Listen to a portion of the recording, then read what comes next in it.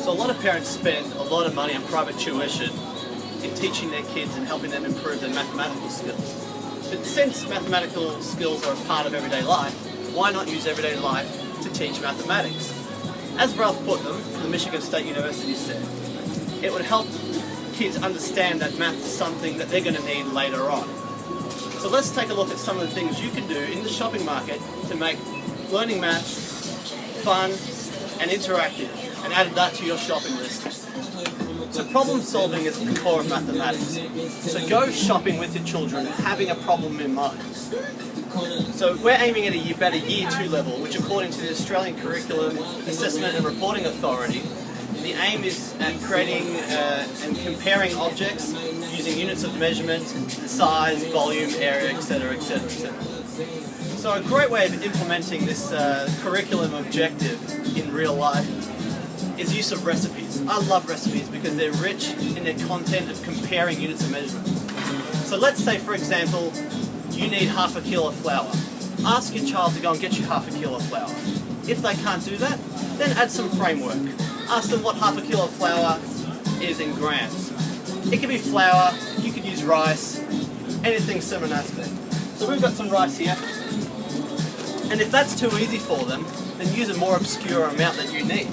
So see if you can ask them to find 125 grams. Or if you needed 3/4 of a kilo, and the bags only come in half kilos, how many bags would you have? Building up this framework for kids is such a powerful thing, so much so that Vygotsky's learning theory of social constructivism revolved around this idea of building frameworks. He suggested that kids not only learn through interactions with the environment, but interactions with language and culture, which is the very frameworks of learning. This is why it is so powerful for kids to learn outside the classroom as much as they do inside the classroom. Can make mathematical classes enjoyable and interesting for children, but more importantly, incorporating specific sport and equipment can allow for them to discover informal methods in order to accurately solve problems involving maths and measurement. Some academics highlight that many children experience some degree of mathematical anxiety or maths phobia, and by introducing activities like these may inhibit this from. In addition to this, students show preference for tasks that require active learning, elements of choice, challenge, and the option of self-directed learning, which I believe using sport to teach math achieves. One enjoyable activity held outside in the open environment for children, which allows for them to better understand maths, involves asking students to estimate the weight of different sporting equipment. How much do you think the ping pong ball weighs? How much do you think the tennis ball weighs? How much do you think the soccer ball weighs? To extend their learning, ask the student to place them in order from least heavy to most heavy. To further increase the understanding of maths and measurement for children or students, their parents need to be involved in the teaching process. Having access to parks and ovals nearby can be a good starting point in achieving new and more informal ways of learning these specific foundations of mathematics. In addition to this, it is also crucial to highlight the importance of a teacher-parent relationship to occur in between all of this. Academics like Eccles and Harold suggest that the relationship that develops between parents and teachers will more likely lead to a higher rate of school success for that child. As Pransky would put it, we are a generation of digital natives born within an informational age, surrounded by such devices like TV, smartphones, and computers. And as educators, we have to cater for these advancements to teach new and old content to be understood in the tongue of the digital natives. There have been arguments on excessive screen time use when it comes to technology, consequently hindering other developmental areas required at such a formative age.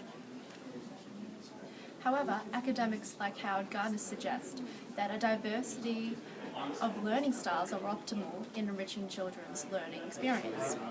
Technology can be used to explore the world, provide symbolic representation, creative mathematical communication, and to also adapt to the individual learning pace of the student.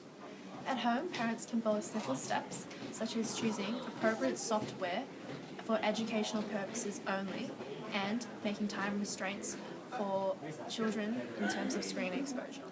Online programs like MrNozBomb.com and Brainsy are easily accessible either as an app or online website.